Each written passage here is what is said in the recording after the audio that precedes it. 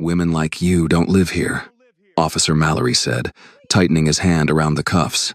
For a moment, Maya Williams looked down at the porch beneath her slippers, the porch she had paid for in cash after 32 years of serving justice, and realized the man with the badge had no idea whose wrists he was about to chain. "Officer, please listen to me," Maya said, her voice shaking, almost breaking as the alarm screamed behind her. "This is my house. I closed yesterday. The old alarm code isn't working. The security company is on the phone right now. Please, just listen." Her breathing grew uneven. "I have the papers. I paid for this house myself. Every dollar. Years of work. Please just look." Mallory jerked her arm behind her back. "Save the performance," he snapped. "You expect me to believe you just happened to buy this place yesterday?" "I'm not pretending," Maya said quickly, fear rising now, real and visible.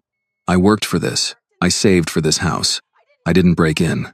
I opened my own door." "She's lying, officer." The voice cut and sharp and certain. Maya turned her head as far as she could.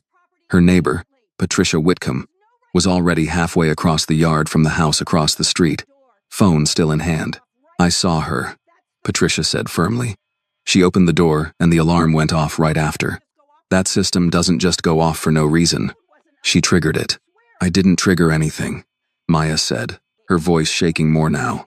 "The code wasn't updated. That's all. That's why it's ringing." Patricia shook her head.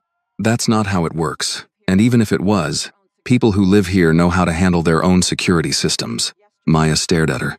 "I just moved in this morning," she said. "Closing was yesterday." Patricia's lips tightened. "No," she said flatly. "No, that's not right. That house doesn't belong to you." "It does," Maya insisted, panic beginning to slip into her voice. "I bought it. I worked my whole life for this. I didn't inherit it. I didn't sneak in. I didn't take anything from anyone. I paid for it." Patricia let out a short, disbelieving laugh. "A black woman like you doesn't just walk into Hawthorne Ridge and buy a house like that," she said. "You broke in. The alarm exposed you.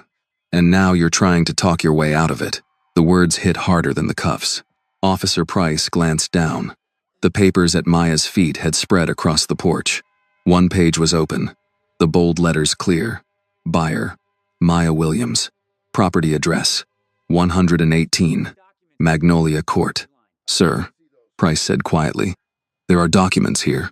Mallory didn't even look. "I said I've got it. Fake papers don't make her a homeowner." Maya's phone lay near the doorway, still connected. A faint voice echoed from it. "Mrs. Williams? Can you confirm the closing date? Mrs. Williams, are you still there?" Maya looked toward it desperately. "They're verifying it," she said quickly. "Please, just let me answer." Mallory nudged the phone away with his boot. "No more phone tricks."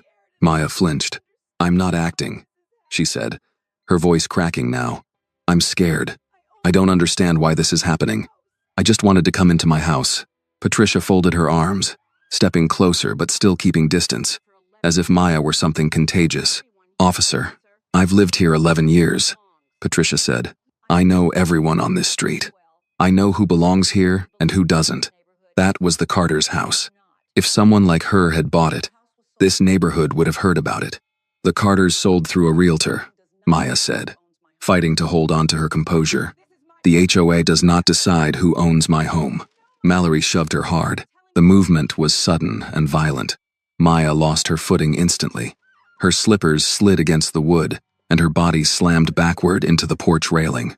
Her shoulder struck first, then her head hit the wooden post with a dull, sickening sound. For a second, everything blurred.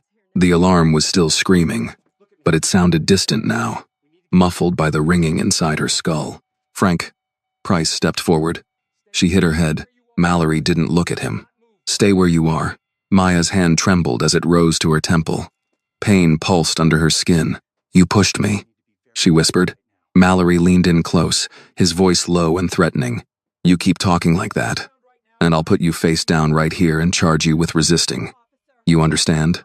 Maya's breath caught. "I'm not resisting," she said. "I'm trying to explain. I don't need your explanation." "You do," she said, fear and dignity colliding in her voice. "Because you're wrong." That word "wrong" snapped something in him. He twisted her arm sharply behind her back. Maya cried out as pain shot through her shoulder. The cuff snapped shut over her wrist, pressing against the thin silver bracelet Robert had given her the day she became a judge. "That hurts," she said. "Then you should have thought about that before breaking into someone else's house," Mallory replied coldly. "I didn't break in," she said, softer now. "I worked for this house. I saved for years. I buried my husband and kept going. I paid for this home with my own money." Mallory didn't respond, because he had already decided who she was. Maya closed her eyes for a brief second, then opened them again.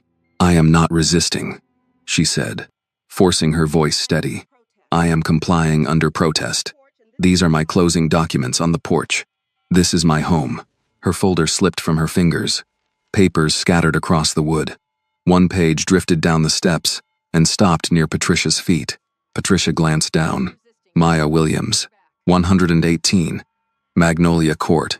For a moment, just a moment, doubt flickered across her face, but she said nothing. Mallory pulled Maya forward, dragging her off the porch.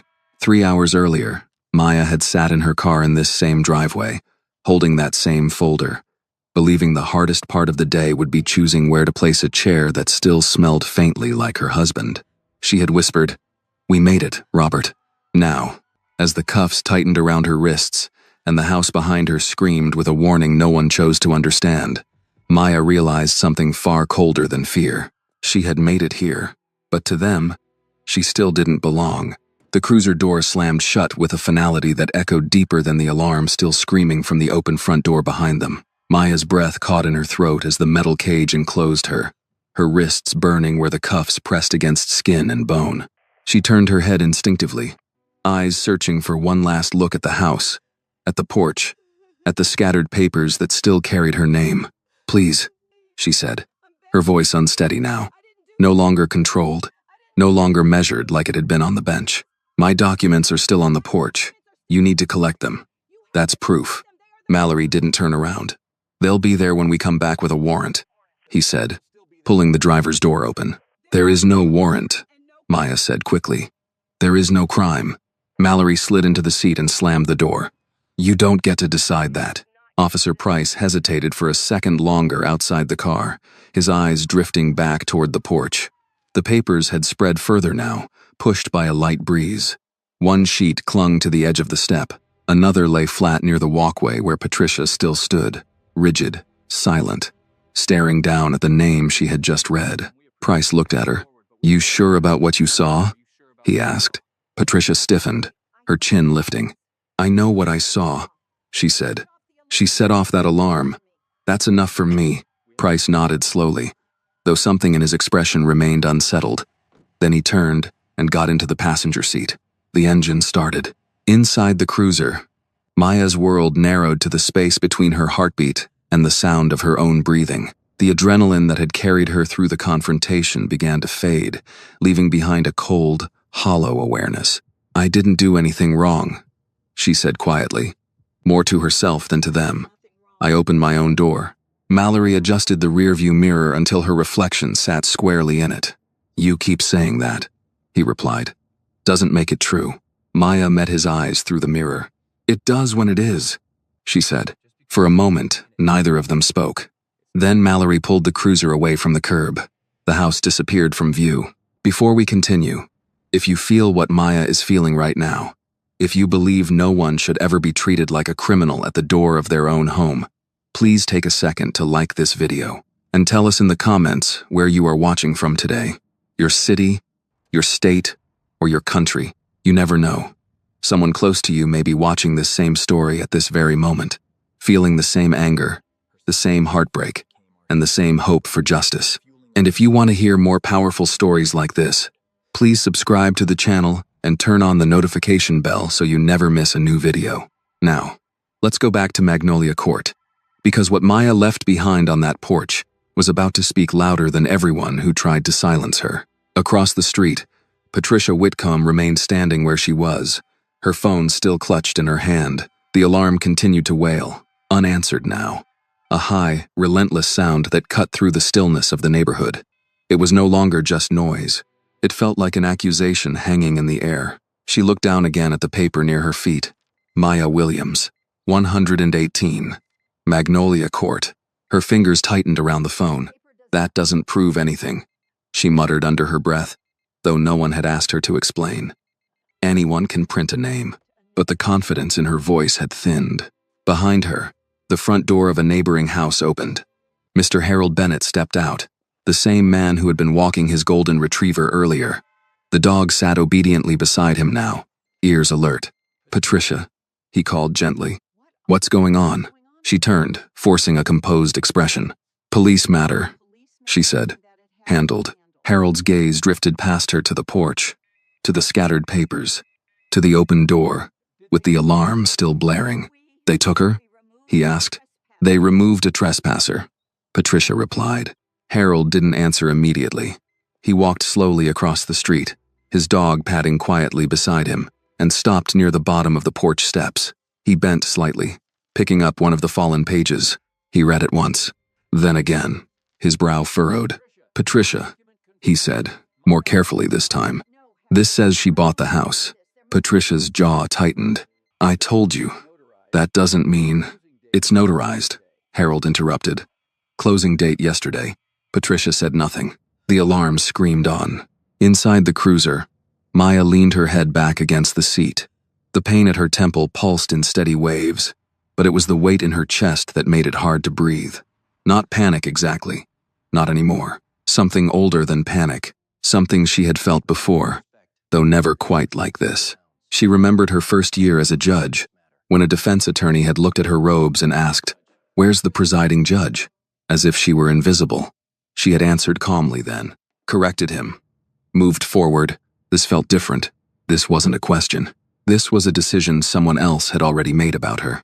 "Officer," she said, after a moment, her voice steadier now, returning to something closer to the controlled cadence she had used for decades. "You need to document that I reported the alarm malfunction and that I requested verification through the security company." Mallory exhaled sharply through his nose. "You really don't know when to stop, do you?" "I know exactly when to start," Maya replied. Price shifted slightly in his seat, glancing back at her. "She did say she called the company," he said, almost reluctantly. Mallory didn't look at him. "And I said we'll sort it out at the station." Maya closed her eyes briefly. At the station, the words settled into her like a stone. She had spent her life inside courtrooms, behind the bench, watching cases unfold, weighing evidence, ensuring procedure was followed. She had believed, perhaps more than most, that the system, while imperfect, could still correct itself. Now she was being taken into it from the other side, without having been heard, without having been seen. The cruiser turned onto a larger road, leaving Hawthorne Ridge behind. The manicured lawns gave way to busier streets, traffic lights, gas stations, a strip mall with a pharmacy and a diner. Ordinary places, familiar places, places where Maya had moved freely her entire life. Yet everything felt altered. She flexed her fingers slightly against the cuffs. The metal dug deeper. "My name is Maya Williams," she said quietly, not to remind them, but to anchor herself. "And I own that house." Mallory's eyes flicked to the mirror again. "We'll see," he said. Back on Magnolia Court, the alarm finally fell silent. The sudden quiet felt heavier than the noise had been. Harold Bennett stood on the porch now, carefully gathering the scattered pages into a neat stack. He smoothed each one gently, as if handling something fragile, something that mattered. Across the street, Patricia watched him. "Leave those," she called out. "The police will need them." Harold looked up. "They will," he said, "which is exactly why I'm not leaving them on the ground." Patricia didn't respond. For the first time that morning, uncertainty crept in, slow and unwelcome, because the alarm had stopped, but something else had started. And this time, it wasn't going to be as easy to silence. The cruiser moved steadily through late morning traffic, the rhythm of tires against asphalt, the only constant in a moment that no longer made sense. Maya sat upright in the back seat, her shoulders stiff, her hands locked behind her as the metal cuffs pressed deeper into her skin with every small shift of the car. She focused on her breathing, in through the nose, slow, controlled, the way she had done before long rulings, before sentencing hearings. before moments where emotion could not be allowed to lead. But this was different. This time, she was not in control of the room. She opened her eyes and looked through the divider at the back of Officer Mallory's head. "My phone is still connected to the security company," she said, her voice calmer now, deliberate. "They were in the middle of verifying my identity.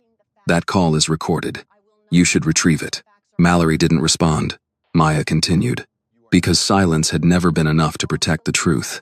The alarm company will confirm I identified myself as the homeowner. The realtor can confirm the closing. The deed is registered. Everything you need to verify is already in motion." Mallory adjusted his grip on the steering wheel. "You done?" he said flatly. "No," Maya answered. "I'm making sure the facts are clear." Mallory let out a short breath through his nose. "You're not in a courtroom, ma'am." Maya held his gaze through the reflection in the rearview mirror. "No," she said quietly. "But the law doesn't stop applying just because you changed locations." That line hung in the air. Officer Price shifted slightly in the passenger seat, his fingers tapping once against his thigh before going still again. "She did